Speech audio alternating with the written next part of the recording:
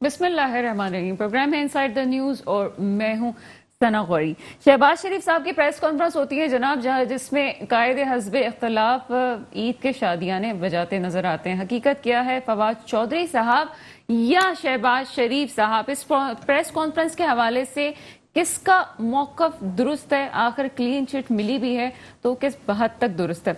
इसके अलावा कुछ प्रोग्राम में बात करेंगे। वजीर आजम का शहबाज शरीफ से मुशावरत के बगैर चेयरमैन नैब को तोसी देने का फैसला, क्या हकीकत क्या फसाना? मेरे साथ प्रोग्राम में मौजूद हैं जनाब यासीन आज़ाद साहब, आपका ताल्लुक मुस्लिम लीग नून से है। सर, प्रोग्राम में वेलकम करेंगे आपको। Thank you. सर, वैसे तो आपका ताल्लुक मुस्लिम लीग नून से है, तो आप जाहिर सी बात है पार्टी की तरफ भी बात करेंगे, लेकिन अगर न्यूट्रल बात की जाए तो क्या है ये केस, किसके खिलाफ था, नतीजा आया है? उसके बाद ये कहा जाता है शहबाज शरीफ साहब की प्रेस कॉन्फ्रेंस होती है, उसमें कहते हैं जी हमें क्लीन चिट मिली है। तो शहबाज शरीफ साहब को क्लीन चिट मिली है या उनके साहबजादे को क्लीन चिट मिली है? देखिए, सबसे पहली बात यह है कि आपको ये देखना होगा कि किस आदमी ने वहाँ जाके एप्लीकेशन दी इस चीज़ की इन्वेस्टिगेशन। सर, इस पे ही बात करूंगी, चले आप बात कंप्लीट करें। ठीक ठीक। अब ज़ाहिर है कि ये काम जो हुकूमत पाकिस्तान ने किया और उन्होंने जाके दी, लंदन के कानून के मुताबिक क्या होता है, तरीक़ाकार ये है कि जब आप किसी के खिलाफ मनी लॉन्ड्रिंग का एलिगेशन लगाते हैं तो उसके अगर उस जुरिस्डिक्शन के अंदर अपने अकाउंट हैं तो जो इन्वेस्टिगेटिंग टीम है वो जाके जो है मजिस्ट्रेट से रिक्वेस्ट करती है कि इन अकाउंट को सीज़ कर दें, क्योंकि इनके सिले में हम इन्वेस्टिगेशन करना चाहते हैं कि मनी लॉन्ड्रिंग का केस तो अमाउंट तो नहीं है इसमें। मजिस्ट्रेट ऑर्डर कर देता है और जो अकाउंट होते हैं उनको सीज़ कर दिया जाता है। फिर इन्वेस्टिगेशन स्टार्ट हो जाती है। इन्वेस्टिगेशन जब स्टार्ट हो जाती है, इन्वेस्टिगेशन कंप्लीट होने के बाद इन्वेस्टिगेटिंग एजेंसी दोबारा उस मजिस्ट्रेट के पास जाके अपनी रिपोर्ट सबमिट करती है। अगर वो रिपोर्ट पॉजिटिव है तो तब मजिस्ट्रेट उस अंदाज से अंदाज़ा करेंगे, नेगेटिव है तब भी वो अपने अंदाज से उसको फाइनल ऑर्डर करेंगे। इस केस में इन्वेस्टिगेटिंग एजेंसी ने जाके कंप्लीट रिपोर्ट कोर्ट के अंदर दी कि ये जो शहबाज शरीफ के बेटे या शहबाज शरीफ के खिलाफ एलिगेशन है, दोनों के मतलब इन्वेस्टिगेशन थी। क्योंकि एलिगेशन ये था कि शहबाज शरीफ साहब चीफ मिनिस्टर थे, बेटा उनका वहाँ था, as a chief minister money laundering ये पैसा। एक बात कट करूंगी आपको, आगे पे कंटिन्यू कीजिएगा। शहबाज शरीफ साहब प्रेस कॉन्फ्रेंस के दौरान ये बात कह चुके हैं कि वो अपने अकाउंट पहले ही बंद कर चुके थे, यानी कि अगर 2018 की बात की जाए तो बरतानिया के अकाउंट वो ऑलरेडी बंद कर चुके थे। ऐसा ही है? यही है, क्योंकि 20 महीने पहले आपने एप्लीकेशन दी थी। एप्लीकेशन देने के बाद ये हुआ। अब जब इन्वेस्टिगेशन कंप्लीट हो गई, उन्होंने जाके रिपोर्ट दे दी, तो इन्वेस्टिगेटिंग एजेंसी ने रिपोर्ट ये दी कि इनके खिलाफ जो एलिगेशन था मनी लॉन्ड्रिंग का वो साबित नहीं होता। कोर्ट ने ऑर्डर करके उनका जो अकाउंट सीज किया हुआ था उसको सलमान शहबाज के खिलाफ जो था, दोनों बाप बेटे का नाम है। लेकिन अकाउंट तो सलमान शहबाज साहब के थे ना? थे, लेकिन एलिगेशन ये था कि वो मनी लॉन्ड्रिंग का पैसा शहबाज शरीफ साहब क्योंकि चीफ मिनिस्टर से यहाँ से पैसा जाता था आता था, तो इन्वेस्टिगेशन में बाप बेटे दोनों का नाम शामिल है। ठीक है, लेकिन एक छोटी सी बात है कि ये तो पाकिस्तान में होता है ना कि अगर किसी के पास पैसा आया है तो ये पूछा जाता है कि कहाँ से पैसा आया। बरतानिया के कानून में तो ऐसा कुछ नहीं है ना कि अगर किसी के पास पैसा आया तो ये पूछा जाए कि कहाँ से आया। अगर कोई कंप्लेन दे तो एक अलग बात है, लेकिन ये तो सिर्फ हमारे पाकिस्तान का कानून है। मनी लॉन्ड्रिंग एक्ट जो है पाकिस्तान में, जिस तरह हमारे यहाँ मनी लॉन्ड्रिंग एक्ट जो है ये 2010 में आया। 2010 से पहले हमारे यहाँ मनी लॉन्ड्रिंग का कोई कानून नहीं था। उससे पहले लोगों ने जो कुछ किया, आप उस ग्राउंड पे अगर किसी के खिलाफ कार्रवाई करेंगे तो मैं ये समझता हूँ कि उसके खिलाफ कार्रवाई नहीं हो सकेगी। लेकिन 2010 के बाद जब ये कानून आ गया तो उस कानून के मुताबिक जब आप उसके खिलाफ इन्वेस्टिगेशन करेंगे या मामला को लेकर आगे बढ़ेंगे तो तब जाके वो मामला जाके क्लियर होगा। अब सिंपल क्वेश्चन ये है कि कल भी मैंने एक बात कही थी और आज आपके प्रोग्राम के हवाले से भी ये कहता हूँ कि इन चीज़ों को डिसप्रूव करने के लिए कि शहबाज शरीफ साहब की प्रेस कॉन्फ्रेंस जायज़ है, वो सही कहते हैं या फवाद चौधरी सही कहते हैं, इसका आसान तरीका यह है मेरे नज़दीक, इतनी डिटेल बहस में जाने के बजाय आप उस एप्लीकेशन का रिकॉर्ड मंगवा लें जो वहाँ जाके फाइल की गई। उस एप्लीकेशन के फाइल हो जाने के बाद مجسٹریٹ کا جو آرڈر ہے اس کو دیکھ لیں، پھر جو انویسٹیگیشن ہوئی انویسٹیگیشن کی پوری رپورٹ کو منگوا لیں، اور پھر جو مجسٹریٹ نے آرڈر کیا اس کو منگوا لیں. یہ پتہ چل جائے گا کہ شہزاد اکبر صحیح کہتا ہے، فواد چودھری صحیح کہتا ہے، یا شہباز شریف صحیح کہتا ہے. میں یہ سمجھتا ہوں کہ چونکہ یہ انیشیٹو حکومت پاکستان نے لیا، اپلیکیشن نیب نے دی، اور نیب کا جو ڈائریکٹر ہے لاہور کا، وہ باقاعدہ وہاں جا کے انویسٹیگیشن میں اس نے پارٹیسپیٹ کیا. تقریباً 20 مہینے تک آپ نے لنڈن کے قانون کے مطابق، دبئی کے مطابق، ان تمام جگہوں پہ آپ نے انویسٹیگیشن کی، اور یہ ثابت کرنے کی کوشش کی کہ کہیں نہ کہیں شاید کوئی ایسا پروف مل جائے جس سے یہ ثابت ہو کہ منی لانڈرنگ ہوئی ہے، پاکستان سے پیسہ لنڈن آیا اور لنڈن سے واپس پاکستان چلا گیا. اچھا سر، اگر آپ اجازت دیں تو میں شہزاد اکبر صاحب ہیں، انہوں نے جو کل بیان دیا ہے اس حوالے سے میں بات کرتی جاؤں، لفظ بہ لفظ انہی کی بات کروں گی. شہزاد اکبر صاحب کہتے ہیں جھوٹ بولا گیا ہے، ڈی جی نیب جو ہیں وہ خاص طور پر اس کام کے لیے نہیں گئے تھے، سارے ڈاکومنٹ پبلک ہو چکے ہیں. 7 سے 8 لوگوں کا ایک ٹرپ گیا تھا برطانیہ حکومت کی دعوت کے اوپر، اور ان کے خرچے پر گیا تھا. اس دوران ان کیسز پر بھی گفتگو ہوئی اور کہا گیا کہ پاکستان میں جو بھی مقدمات ہیں ان دونوں اشخاص کے اوپر وہ ہم سے شیئر کیجئے، اور جو کورٹ میں چیزیں ہیں وہ فائل ہوئیں اور ان سے شیئر کی گئیں. یہ 2019 کی بات ہے. اب نیشنل کرائم ایجنسی نے جو کیا وہ ان کا انٹرنل انکوائری معاملہ ہے. یہ جو ہے وہ شہزاد اکبر صاحب کا موقف ہے. وہ یہ کہہ رہے ہیں کہ ہم نے خاص طور پہ کچھ بھی نہیں کیا، برطانیہ نے ہمیں خود بلایا تھا، اور وہ یہ کہہ رہے ہیں جی ہم نے بلانے کے بعد انہوں نے کہا کہ اگر کوئی کیسز ہیں تو آپ ہمیں بتائیے، اور ہمارے پاس جو کیسز تھے وہ جو چل رہے تھے ہم نے بس وہی بتائے ان کو. کیا لنڈن کی انویسٹیگیٹنگ ایجنسی نے یہ جو ایکشن تھا یہ سو موٹو خود شروع کیا یا کسی کی اپلیکیشن پہ کیا؟ لہذا شہزاد اکبر صاحب کی یہ بات غلط ثابت ہو جاتی ہے، کیونکہ لنڈن کی کوئی بھی عدالت بغیر کسی کمپلین کے کیس کو انٹرٹین نہیں کرتی. ظاہر ہے کہ اپلیکیشن جب گئی وہاں اس کو انٹرٹین کیا گیا، پھر انویسٹیگیشن سٹارٹ ہوئی. اسی ایجنسی نے جس طرح میں نے پہلے کہا جا کے اکاؤنٹ کو سیز کرایا، بعد میں انویسٹیگیشن کر کے رپورٹ دی کہ ان اکاؤنٹ میں منی لانڈرنگ کا کوئی پیسہ نہیں، انہوں نے اٹھا کے اماؤنٹ کو ریلیز کر دیا. اب آپ کیا کرتے ہیں کہ کل سے آپ نے ایک رٹ لگائی ہوئی ہے شہزاد اکبر صاحب کا. آپ دیکھیں کہ براڈ شیٹ میں 7 ارب سے زیادہ اماؤنٹ قومی خزانے سے نکل کے چلا گیا. وہ ان کے جو وکیل ہیں لنڈن سے پاکستان آئے، پرائم منسٹر سے بھی ملے، شہزاد اکبر سے بھی ملے. شہزاد اکبر وہاں جاتا رہا اور اس کے بعد بھی انہوں نے جھوٹ بولا کہ میں نہیں گیا، میں تو فلاں کام کے لیے گیا تھا. شہزاد اکبر صاحب سے یہ پوچھا جائے، کیونکہ جو احتساب کا جو ایک کنسیپٹ ہے جس کا ہیڈ آپ نے شہزاد اکبر کو بنایا ہوا ہے، یہ سارے کے سارے معاملات وہی کرتا ہے. پرائم منسٹر کو خوش کرنے کے لیے وہ جاتے ہیں وہاں پہ. آپ کو وہ بھی یاد ہوگا کہ پرائم منسٹر نے ایک دفعہ یہ کہا تھا کہ $1 ارب ایک مسلم کنٹری نے لنڈن میں بھیجے ہیں، لیکن وہ بعد میں چونکہ غلط سٹیٹمنٹ تھا، آپ اس کو پروف کرنے کی پوزیشن میں نہیں تھے. الٹیمیٹ رزلٹ یہ نکلا کہ وہ جو ایلیگیشن آپ لگا رہے تھے $1 ارب کا، وہ بھی آپ پروو نہیں کر پائے. تو سوال یہ پیدا ہوتا ہے کہ لنڈن کا قانون جو ہے وہاں کے اور پاکستان کے قانون میں طریقہ کار میں ذرا فرق ہے. یہ مطلب یہ آپ کہنے کہ یہ کنفرم ہے کہ اپلیکیشن گئی تھی اور یہ جھوٹ بول رہے ہیں، بغیر اپلیکیشن کے انویسٹیگیشن ہو نہیں اور سکتی. شہزاد اکبر صاحب جو ہے یہ غلط بیانی کر رہے ہیں. شہزاد اکبر ہو یا فواد چودھری ہو، فواد چودھری صاحب میں حیران ہوں، چونکہ وہ ہمارے وکیل بھائی ہیں، قانون کو تو سمجھتے ہیں، ان کو قانونی بات کرنی چاہیے، طریقہ کار کرنا چاہیے پارٹی لیکن ہر جماعت کا جو میں نے ٹرینڈ دیکھا ہے نا، وہ اپنی جماعت کے پالیسی کو لے کے چلتے ہیں فیس ویلیو کے لیے کہ ہم یہ کر رہے ہیں، یہ کر رہے ہیں، یہ چور ہیں، یہ ڈاکو ہیں، ہم بڑے ایماندار و دیانتدار ہیں.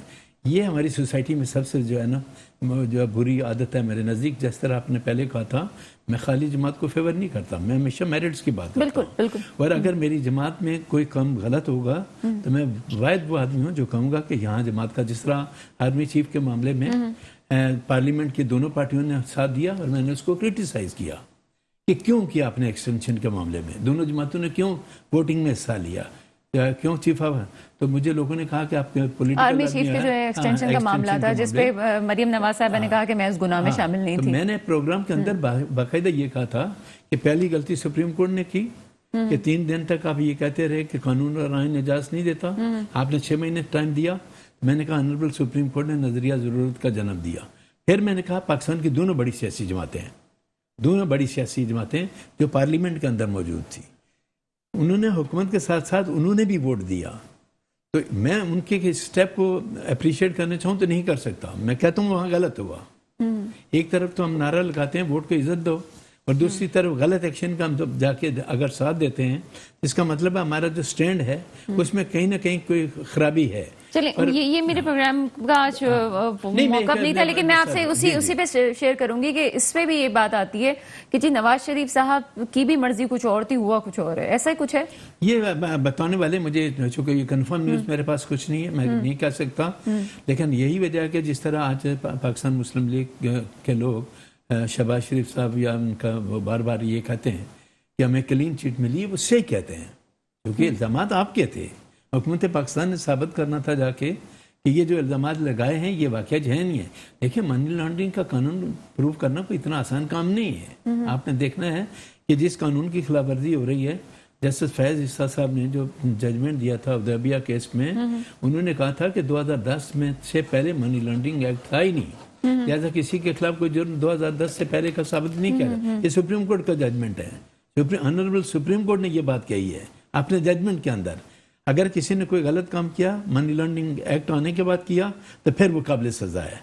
तो इन चीज़ों को प्रूव करने के लिए आपके पास ठोस एविडेंस होनी चाहिए। अगर एविडेंस नहीं है, मैं यहाँ बैठे बैठाए अगर इल्ज़ाम लगा दूँ कि फवाद चौधरी साहब ने अपनी ज़िंदगी में ये गलती की है, तो फवाद चौधरी साहब मुझसे ये तो पूछेंगे कि यासीन आज़ाद आप जो इल्ज़ामात लगा रहे हैं इसका तुम्हारे पास सबूत क्या है। तो मैं ये कहता हूँ कि मैं वकील होने के नाते ये बात कहता हूँ कि बगैर किसी डॉक्यूमेंट्री एविडेंस के कि किसी पे इल्ज़ाम लगाने से पहले 100 बार सोचना पड़ता है, क्योंकि वो चीज़ आपको साबित करनी होगी। ठीक है जनाब यासीन आज़ाद साहब, आपसे एक और क्वेश्चन पढ़ेंगे, लेकिन छोटी सी ब्रेक के बाद क्वेश्चन पे हम आएंगे कि दो जो अकाउंट है वो सस्पिशियस थे जिस पे इन्वेस्टिगेशन हुई, इस पे भी कुछ बात करेंगे, लेकिन एक छोटे से ब्रेक के बाद आपके सामने हाजिर है। बात हो रही थी कुछ शहबाज शरीफ साहब के केसेस के हवाले से, जिसमें बरतानिया की एजेंसी ने भी क्लीन चिट दे दी है। सर, ये कहा जाता है सिर्फ 2 अकाउंट थे जो सस्पिशियस थे और उनकी इन्वेस्टिगेशन हुई है, सिर्फ उनकी रिपोर्ट आई है, वो भी सलमान तासीर के हवाले से कहा जाता है। जैसे मैंने पहले कहा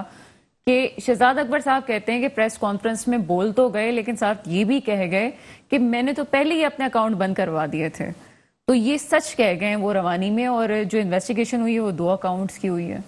देखें, कौन सच बोलता है कौन झूठ, जो इंटायर प्रोसीडिंग है वो डॉक्यूमेंट्री एविडेंस पे डिपेंड करती है। मैंने इसलिए आपके प्रोग्राम के हवाले से कहा कि वो सारा रिकॉर्ड मंगवा लें।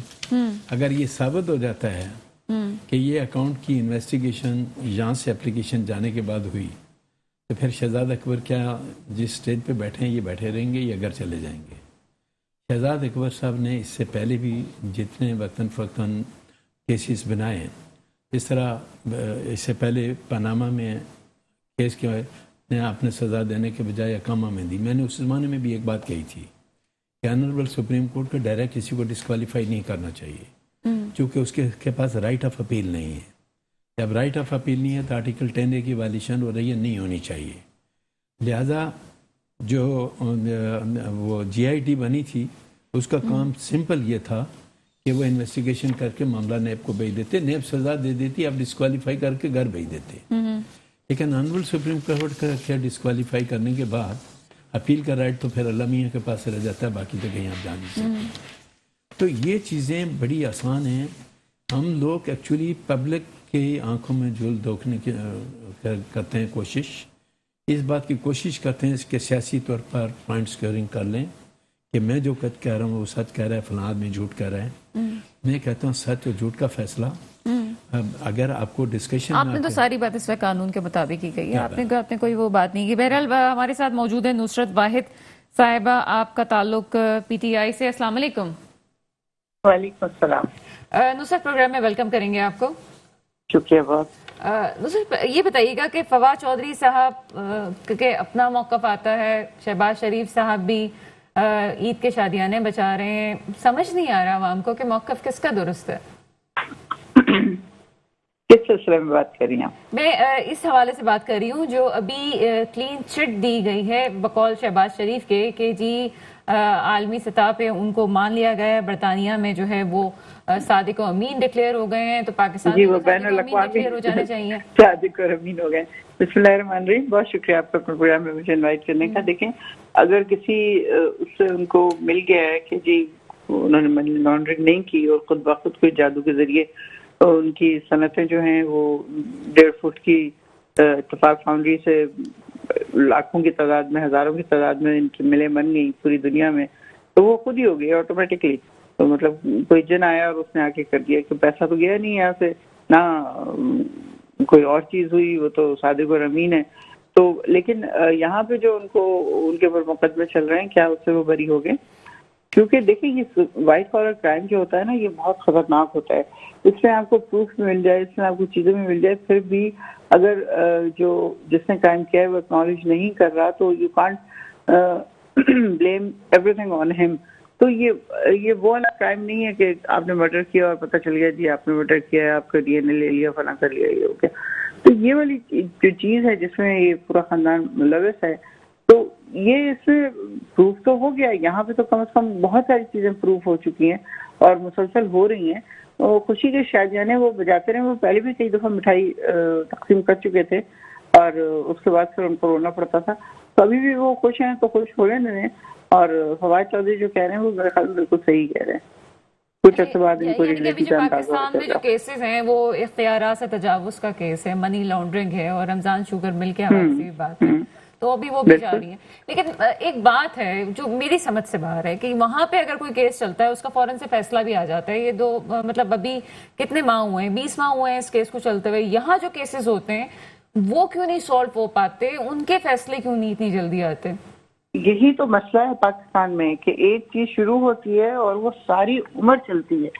وہ آپ سوچیں صرف ان کے ساتھ نہیں, ان کے تو شاید پھر بھی تھوڑا بہت جلدی چل رہے ہو, جو عام عوام ہے وہ 20 سے سال بھگتتی ہے. بلکہ کئی دفعہ ایسا ہوتا ہے کہ مرنے کے بعد ان کے فیصلے آتے ہیں یا ان کو رہا کیا جاتا ہے تو پتہ چلتا ہے کہ وہ تو فوت ہو چکے.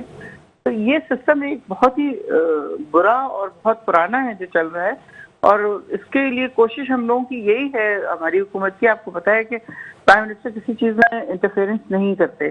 وہ چاہتے ہیں کہ جس طرح نیب چل رہا ہے وہ چلتا رہے, جس طرح عدالتیں چل رہی ہیں وہ چلتی رہیں. کیونکہ اس سے پہلے آپ کو پتہ ہے کہ فون کر کے ان کو کہا جاتا تھا کہ جی آپ یہ کریں اور آپ وہ کریں. تو اس طرح کی کوئی چیز اب نہیں ہو رہی ہے, اللہ کا شکر ہے. تو یہ عدالتوں کا کام ہے کہ وہ اس کو جلد از جلد نمٹائیں, فارغ کریں.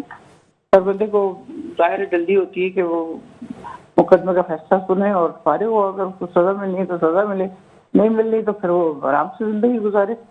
تو یہ عدالتوں کا کام ہے, حکومت کا کام نہیں ہے. اور ویسے بھی سارے کیسز جو ان کے اوپر ہیں, ان دونوں نے ایک دوسرے کو کے اوپر خود ہی بنائے ہیں, خود ہی لگائے ہیں, خود ہی بھگت رہے ہیں. یہ نیب بھی ان کے فیوریٹ تھے. وہ چیئرمین صاحب جب ان کو لگایا گیا تو انہوں نے کافی خوشی کی شادی دینے بجائے کہ ہم تو مطلب ہماری پسند کا لگ گیا, تو اس کے بعد پھر اب رو رہے ہیں. تو اب اس کا تو کچھ نہیں کیا جا سکتا. صحیح. لیکن کیسز تو سلمان شہباز, یہ جو فیصلہ آیا ہے وہ سلمان شہباز صاحب کے حوالے سے آیا ہے, یہ ان کے حوالے سے نہیں آیا ہے. جس کے بھی حوالے سے آیا, دیکھیے میں یہی عرض کر رہی ہوں کہ وہ تو وہاں پہ ہے نا, برطانیہ میں ہوا ہے, اور یہ بین الاقوامی صادق اور امین میں ڈکلیئر ہو گئے. تو ابھی انتظار ہمیں یہاں کا کرنا ہے کہ یہاں پہ کیا ہو رہا ہے, یہاں پہ کیا ہوگا. میڈم ایک بات جو یہ شہباز شریف صاحب کہتے ہیں کہ جناب صرف میری ساکھ کو نقصان پہنچانے کے لیے ملک کی ساکھ کو بین الاقوامی سطح پہ نقصان پہنچایا گیا, کیسے دیکھتے ہیں اس بات کو؟ ہمیں ان سے کوئی ذاتی دشمنی تو ہے نہیں, کوئی رشتے داری بھی نہیں کرنی ہے. اور خان صاحب کا جو ہے, آپ کو پتہ ہے کہ ان کے نہ بچے ہیں نہ کوئی اور ہے جس کو وہ لے کے آئیں گے سیاست میں, نہ مطلب اس طرح کی کوئی چیز نہیں ہے کہ ان کا خاندانی چیز چل رہی ہوگی یہاں پہ. تو ان کو بدنام کر کے ہمیں کیا ملے گا؟ وہ تو جو نیب کر رہی ہے وہ کر رہی ہے. نیب انہوں نے ہی بنائی تھی, کیسز انہوں نے ہی بنائے تھے ایک دوسرے کے اوپر. اب وہ خود بھگت رہے ہیں اور الزام پی ٹی آئی کے اوپر لگ جاتا ہے کہ پی ٹی آئی یہ کر رہی ہے, پی ٹی آئی وہ کری. پی ٹی آئی کچھ بھی نہیں کر رہی, وہ صرف ان کو آزاد چھوڑا ہوا ہے عدالت کو, نیب کو, ہر چیز کو, کہ آپ نے جو کچھ کرنا ہے آپ خود اپنے ان پہ کریں. ان کو فون کر کے حکم نہیں دیا جاتا, ان کو کچھ کہا نہیں جاتا کہ آپ اتنے دن کی پنشمنٹ دیں یا اتنے دن کی جیل دیں. تو बात की है सारी। जी नुसरत वाहिद साहब, आप हमारे साथ लाइन पे रहिएगा। स्टूडियो में हमारे साथ मौजूद हैं यासीन आज़ाद साहब।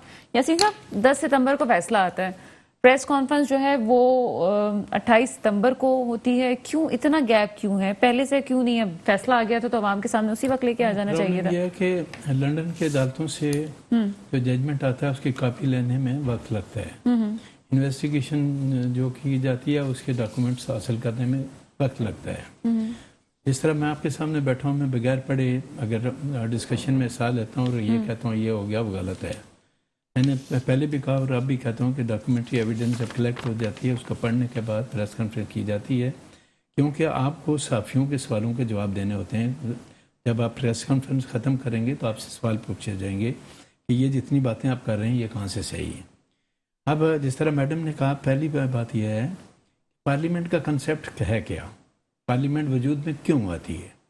पार्लियामेंट को वजूद में इसमें लिए लाया जाता है कि पाकिस्तान के 22 करोड़ आवाम के इंटरेस्ट में जो हमारी पार्लियामेंट आती है वो कानून साजी करे। हमारी बदकिस्मती इस गवर्नमेंट की ये है कि 3 साल से तकरीबन महीना 1.5 महीना अब ऊपर हो रहा है इनको, ये इस पोजीशन में है ही नहीं कि आइन के अंदर किसी किस्म की कोई तब्दीली कर सके। चूँकि आइन में अमेंडमेंट के लिए आपके पास 2/3 मेजॉरिटी पार्लियामेंट के अंदर होनी चाहिए। 2/3 मेजॉरिटी आपके पास नहीं है, आपके पास सिंपल मेजॉरिटी बड़ी मुश्किल से है। अच्छा, राइट, ठीक। टोटली 4 या 5 वोट आपके पास ज्यादा हैं, जिसकी वजह से वज़ीर आज़म अब तक बचे हैं। तो ये कायदे हस्ब इख्तिलाफ की मुशावरत के बगैर नैब चेयरमैन की तोसी का मामला कैसे हल होगा? इस पे ऑनरेबल सुप्रीम कोर्ट का जजमेंट भी है। मीनिंगफुल कंसल्टेशन का मतलब ये है कि लीडर ऑफ हाउस और लीडर ऑफ अपोजिशन दोनों मिलकर मशावरत करेंगे। मशावरत करने के बाद कुछ नाम जो है लीडर ऑफ हाउस देगा, कुछ नाम जो है लीडर ऑफ अपोजिशन देगा, उनमें से छांटी की जाएगी। जिस तरह इलेक्शन कमीशन था, इलेक्शन कमीशन आज जो हमारे चेयरमैन इलेक्शन कमीशन के, वो नाम इमरान खान साहब ने दिया था, गवर्नमेंट की तरफ से नाम आया था, और गवर्नमेंट की तरफ से शहबाज शरीफ साहब की तरफ से लीडर ऑफ अपोजिशन की हैसियत से दूसरे नाम आए, लेकिन फाइनल नाम वही हुआ। जिस तरह अभी ये कहते हैं कि जी नैब की वजह से हम खुशियां मनाते हैं कि जी नैब इनके खिलाफ ये कर गया वो कर गया, इलेक्शन कमीशन को तो लाने वाले आप हैं। नैब के चेयरमैन को ठीक है खाकान अब्बासी और खुर्शीद साहब ने उस वक्त लीडर ऑफ अपोजिशन थे, खाकान अब्बासी साहब प्राइम मिनिस्टर थे, उन्होंने मीनिंगफुल कंसल्टेशन से जावेद इकबाल साहब को लेके आए। इसी तरह मीनिंगफुल कंसल्टेशन से आप चेयरमैन इलेक्शन कमीशन को लेके आए। तो आप मीनिंगफुल कंसल्टेशन ना होने के बावजूद जो फवाद चौधरी ये कहता है कि हम लीडर ऑफ अपोजिशन से इसलिए बात करने के लिए तैयार नहीं हैं कि वो चोर है, डाकू है।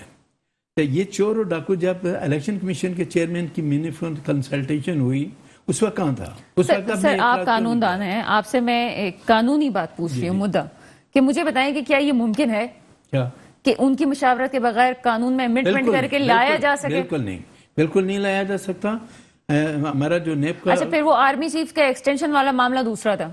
नहीं, वो आर्मी चीफ का जो मामला था, इससे पहले एक्सटेंशन किसी जमाने में यूसुफ रजा गिलानी साहब ने भी दी थी। इस दफा डिस्प्यूट ज्यादा हुआ जो सुप्रीम कोर्ट तक गया। सुप्रीम कोर्ट में अपोजिशन ये थी। यासीन आज़ाद साहब आप हमारे साथ मौजूद हैं, लेकिन नुसरत वाहिद साहिबा कुछ देर के लिए हमारे साथ है, तो उनसे पूछेंगे।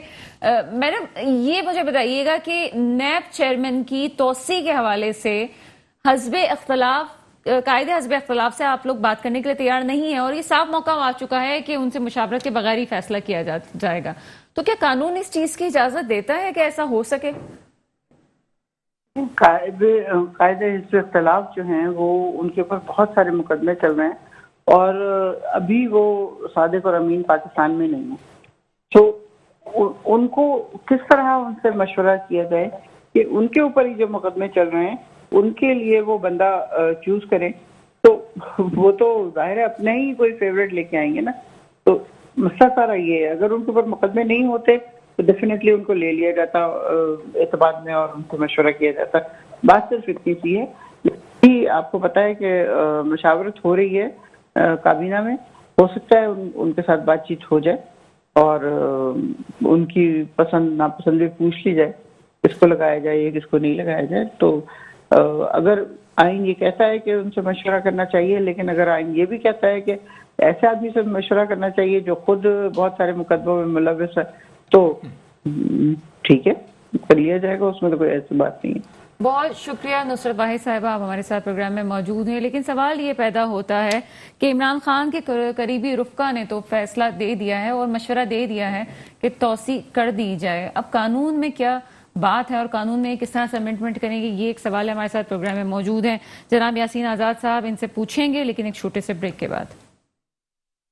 بعد آپ کو ویلکم کریں گے پروگرام میں۔ میرے ساتھ موجود ہیں یاسین آزاد صاحب۔ جی سر، بات ہو رہی تھی کہ نیب چیئرمین کی تقرری کے توسیع کے حوالے سے، اور جیسے ابھی گیسٹ نے بھی ہم سے کہا کہ جی کر سکتے ہیں کیونکہ وہ صادق امین نہیں ہیں، ان کے خلاف جو ہے مقدمات چل رہے ہیں، تو یہ آپ سمجھتے، ہم قانونی بات کریں، ابھی تک آپ نے بڑی قانون کے لحاظ سے بات کی ہے، پارٹی کی بات نہیں کی آپ نے۔ اگر یہ مان لیا جائے کہ وہ امین اور صادق نہیں ہیں شہباز شریف صاحب، لہٰذا ان سے کے ساتھ میننگ فل کنسلٹیشن نہیں ہو سکتی، تو پھر الیکشن کمیشن آف پاکستان کو جو آپ نے اپوائنٹ کیا میننگ فل کنسلٹیشن کے تحت، اس وقت وہ امین اور صادق تھے اور آج نہیں ہیں، اس وقت بھی وہ لیڈر آف اپوزیشن تھے اور آج بھی وہ لیڈر آف اپوزیشن ہے۔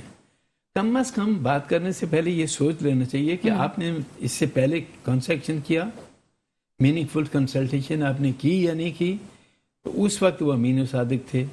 یہ جو کنسیپٹ ہے نا امین اور صادق کا، چاہے عمران خان صاحب ہوں یا شہباز شریف صاحب ہوں، وتھ گریٹ رسپیکٹ میں ایک بات کہنا چاہتا ہوں کہ امین اور صادق کا جو لقب میرے نزدیک ہے وہ صرف نبی اکرم صلی اللہ علیہ وسلم یا انبیاء کرام یا صحابہ کرام ان کے متعلق آپ کہہ سکتے ہیں، باقی دنیا میں کوئی آدمی اس کے متعلق آپ یہ نہیں کہہ سکتے کہ یہ آدمی امین و صادق ہے۔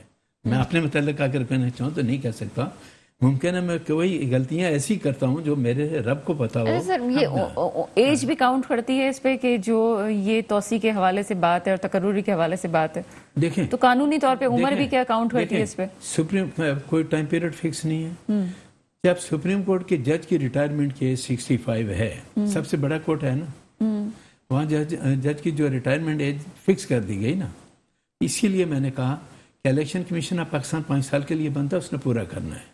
نہیں، he is now I think 74 years old or more than 74 age کوئی پیریڈ نہیں ہے، ایج پیریڈ نہیں رکھی گئی، جو غلطی ہے ہمارے نزدیک، اچھا اوکے، کیونکہ ریٹائر ججز کو یہ ریٹائر جج تھے نا سپریم کورٹ کے، اپنی 65 سال مکمل کرنے کے کچھ عرصے کے بعد یہ بنے ہیں، اچھا ہاں ٹھیک ہے، تو وہ ایک الگ بات ہے۔ اب آپ یہ بتا دیں کہ یہ جو آج کل ہماری کیبنٹ کے اندر ڈیلی بحث چلتی ہے کہ جی نیب کے چیئرمین کا صرف جاوید اقبال کو ہی لیا جائے، کیا اس پاکستان کے اندر کوئی اور آدمی ایسا نہیں ہے جو نیب کے چیئرمین کی حیثیت سے آگے آئے اور کام کرے کہ میں نے کیا کام کرنا کیا نہیں کرنا؟ سمپل کوشچن یہ ہے کہ ابھی جو چیف الیکشن کمشنر کا ایکشن ہے، جب گورنمنٹ نے دیکھا کہ وہ ان کی مرضی کے مطابق نہیں چل رہا، پہلی دفعہ میں نے حکومت کو دیکھا کہ اس نے اپنے ادارے سے لڑائی شروع کر دی۔ حکومت اپنے اداروں سے لڑائی نہیں کرتی، حکومت اداروں کو بناتی ہے۔ چلیں جناب، ہمارے ساتھ پروگرام میں موجود ہیں ڈاکٹر سوراب سرکی صاحب، سر پروگرام میں ویلکم کریں گے آپ کو۔ بہت شکریہ آپ کا۔ سر پروگرام میں موضوع تو ہمارا کچھ اور تھا، لیکن آپ چونکہ ہمارے ساتھ پروگرام میں ہیں تو آپ سے ایک خاص سوال پوچھنا چاہوں گی کہ الیکشن ہونے میں اب 2 سال باقی ہیں، یہ پی ٹی آئی کی خاص توجہ آج کل سندھ پہ ہے، اسپیشلی کراچی پہ بھی کام ہو رہا ہے، اس کی کوئی خاص وجوہات ہو سکتی ہیں؟ میرے خیال میں پی ٹی آئی جو کوشش کر رہی ہے سندھ کے اندر خاص طور پر، تو مجھے اس کو کوئی کامیابی نظر نہیں آ رہی۔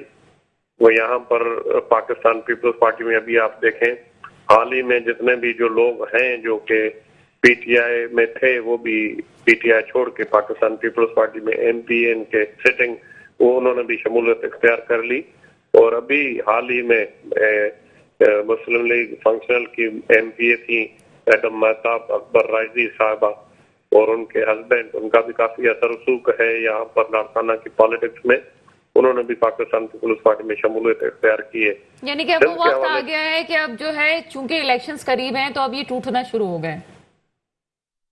کون ٹوٹنا شروع ہو گئے؟ ہم سے تو کوئی نہیں ٹوٹا ہے، ہمارے پاس آپ کو لگتا ہے کہ پی ٹی آئی والے جو ہیں وہ ٹوٹنا شروع ہو جائیں گے، دوسری جماعتوں میں شامل ہونا شروع ہو جائیں گے؟ 1-2 تو ہمیں مثالیں مل رہی ہیں۔ ये कौन टूटेंगे? पीपल्स पार्टी से? नहीं, पीटीआई के कारकुनों की बात कर रही हूँ, रहनुमाओं की बात कर रही हूँ मैं। हाँ, वो तो टूटे हमारे पास आए, मैं आपको बता रहा हूँ ना, इनके 2 सिटिंग MP है, शहरियार खान शर और असलम अबड़ो साहब, वो पाकिस्तान पीपल्स पार्टी में उन्होंने शमूलियत इख्तियार की है।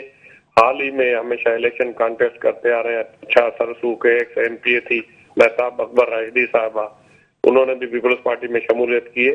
सिंध के हवाले से मैं ये आपको बता सकता हूँ कि पाकिस्तान पीपल्स पार्टी अल्हम्दुलिल्लाह बहुत मजबूत है। पंजाब में भी ऐसी कोई मिसाल मिली है कि पंजाब से भी उनके एक जो रहनुमा है वो उन्होंने मुस्लिम लीग नून में शमूलियत इख्तियार कर ली है? यासीन साहब, कुछ ऐसा ही है कि ऐसा होने जा रहा है कि वक्त के साथ साथ जो है वो लोग बदल रहे हैं इस वक्त? देखें, आज के इस सब्जेक्ट में आपका महंगाई का भी है। एक बात मैं आपके प्रोग्राम के हवाले से बिल्कुल क्लियर बता देना चाहता हूँ कि आइंदा जब इंतखाबात कब होते हैं मुझे नहीं पता, वक्त से पहले भी हो सकते हैं। जो आप 2 साल का पीरियड कहती हैं, मैं 2 साल नहीं कहता, क्योंकि जुलाई से पहले आपने इलेक्शन कराने हैं। 2022 भी हो सकता है। तो 3 महीने तो आपने केयर टेकर गवर्नमेंट को देने हैं। 2023 तक अगर आप इलेक्शन को ले जाते हैं तो जनवरी फरवरी से क्या, बल्कि 2022 के एंड से इलेक्शन कैंपेन स्टार्ट हो जाएगी। अभी आपने बहुत सारे इश्यूज, जिस तरह मशीन का इशू है, बहुत सारे इश्यूज जो है ना टेकअप किए हैं, ये सोचे बगैर कि हमारे पास टाइम पीरियड ना होने के बराबर है। अभी आपने मरदमशुमारी का भी ऐलान कर दिया कि सिंध में मरदमशुमारी होगी। आपके पास पैसा तो है नहीं, आप मरदमशुमारी भी कराएंगे, आप इलेक्शन भी कराएंगे, तो इलेक्ट्रॉनिक मशीन के जरिए अगर आप इलेक्शन कराएंगे तो कम से कम 23 अरब रुपया खाली इलेक्शन के लिए आपको चाहिए। आप जो सूरत हाल इस वक्त बनती जा रही है, जैसा डॉक्टर साहब ने भी कहा, मुझे डर है कि 2023 से पीटीआई के प्लेटफॉर्म से कोई आदमी इलेक्शन लड़ने के लिए ज़हनी तौर पर तैयार नहीं होगा। बड़ी बात है। अगर महंगाई इसी अंदाज सर, बड़ी बात कर रहे हैं सर। आप सुराब सरकी साहब, आप सेकंड करेंगे इस बात को, क्या कहेंगे इस पे? यासीन साहब कह रहे हैं कि जी जो हालात लग रहे हैं उसमें तो लग ही नहीं रहा कि 2023 में इनके साथ कोई खड़ा हुआ होगा। मैं सही तरीके से जो है ना उनकी आवाज नहीं सुन सका, जो आपके मेहमान है। आप थोड़ा मुझे बता दें तो मैं उसका आंसर दे दूंगा आपको। जी, यासीन आजाद साहब कह रहे हैं कि जो गड़बड़ की, तो पहले तो मेरा आजाद साहब को तो पहले मेरा सलाम कहिए, बहुत बहुत सलाम में मेरी तरफ से। और दूसरा ये है कि आजाद साहब सही फरमा रहे हैं, बिल्कुल मैं भी इस बात पे 100% मुत्तफिक हूँ। आप ये देखिएगा कि पीटीआई को उम्मीदवार जो है पीटीआई के वो मुख्तलिफ पार्टियों में जाएंगे।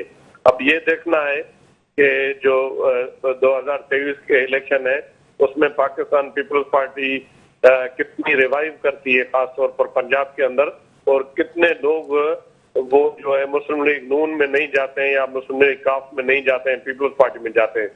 और जो पीटीआई के साथ अभी जितने भी लोग हैं उसमें अक्सरियत मेरे ख्याल में 80% से भी ज्यादा अक्सरियत वो पाकिस्तान पीपल्स पार्टी के साथ जो लोग मुंसलिक थे। अच्छा सर, ये 22 होके अलग बात करते हैं, हम थोड़ी सी ना न्यूट्रल होके बात करते हैं। एक जमात मुल्क की सबसे बड़ी जमात उभर के सामने आ जाती है, उसके बाद क्या ऐसा होता है कि उनको कंटोनमेंट में शिकस्त होती है? शिकस्त जिसको वो नहीं मान रहे, चले हम नहीं कहते, नहीं शिकस्त हुई, पूरी जमात चारों जमातों से, चारों सूबों से उनको नुमाइंदगी मिल गई, चलिए मान ली। मैं आपको बता दूं, ये काफ लीग कितनी बड़ी जमात थी, मजबूत होकर कितनी। फिर उन्होंने जब इलेक्शन हुए 2008 के, आपने उसको देख लिया। ये जो इस तरह पार्टियां जो बनती है ना, फिर इसी तरह जितनी तेजी से बनती हैं, आजाद साहब भी इस बात की तस्दीक करेंगे, इतनी तेजी से वो खत्म भी हो जाती है। तो आपको नहीं लगता कि आगे इनका कोई चांस बनेगा? मुझे जो है ना, फिर यही देखें ना, अभी यही लग रहा है मुझे कि आगे चल के यही पार्टियां मैदान में होंगी, मुस्लिम लीग नून और पाकिस्तान पीपल्स पार्टी। बाकी जो रीजनल पार्टियां हैं उनका अपना अपना किरदार है, उसमें MQM हो गई या फिर मेरे प्रोग्राम में कुछ दिनों पहले एक पीटीआई के रहनुमा थे, उन्होंने कहा कि पीपल्स पार्टी रीजनल जमात है, उनका पॉइंट ऑफ व्यू था। पीपल्स पार्टी रीजनल जमात बन के रह गई है।